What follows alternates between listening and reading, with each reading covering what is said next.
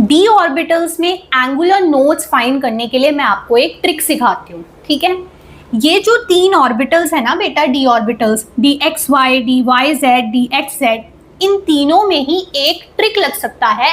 सीधा सीधा इनके आप नोडल प्लेन्स या एंगुलर नोड्स बता सकते हो, ठीक है। ट्रिक क्या है? ट्रिक बेटा ये आपको पता है कि एक्स वाई जेड तीन कोऑर्डिनेट्स होते हैं, है ना। इन पे ही इनके नाम भी हैं, जैसे देखो डी एक्स वाई। अब बेटा इसके नाम में जो दो कोऑर्डिनेट्स आ रहे हैं वो कौन से हैं? एक्स और वाई।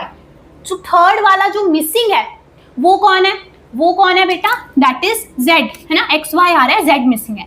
तो एक एक बार इन दोनों को आप जेड के साथ लिख दो, यानी कि एक बार लिख दो एक्स जेड बेटा और एक बार लिख दो वाई जेड, ठीक है ना। एक्स को जेड के साथ, वाई को जेड के साथ। तो ये जो दो प्लेन्स निकल के आ रहे हैं ना, यानी कि एक्स जेड प्लेन और Y Z plane, these are the two nodal planes or the two angular nodes for dxy orbital, ठीक है। आपको पता है हर डी ऑर्बिटल के लिए L वैल्यू 2 होती है, सो उसके अंदर दो एंगुलर नोड्स होते हैं। तो ये है वो दो एंगुलर नोड्स या दो nodal planes for the dxy orbital, ठीक है।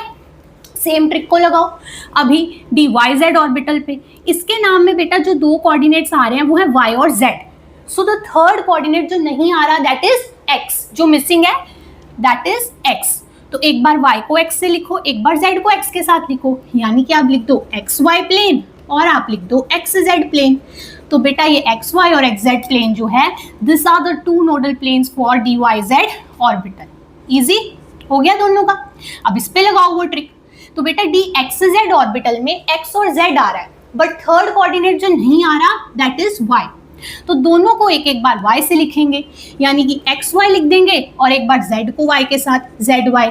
तो बेटा एक्स वाई प्लेन और जेड वाई प्लेन जो है, these are the two nodal planes for your D X Z orbital. So simple trick से हम नोडल प्लेन्स बता सकते हैं इन तीनों डी ऑर्बिटल्स के। लेकिन जो बाकी की बची दो डी ऑर्बिटल्स हैं, D X square minus Y square और डी जेड स्क्वायर, इनमें एंगुलर नोड्स का जो फंडा है वो थोड़ा सा अलग होता है, इंटरेस्टिंग होता है। अगर उसे समझना है, इन नोडल प्लेन्स को अच्छे से विजुअलाइज करना है, एंगुलर नोड्स का कॉन्सेप्ट डीप में बेसिक से समझना है फुल अंडरस्टैंडिंग के साथ, तो नीचे जो लिंक्ड वीडियो है शॉर्ट्स के साथ, उस पर ज़रूर क्लिक करें और उस वीडियो को देखें। Happy learning.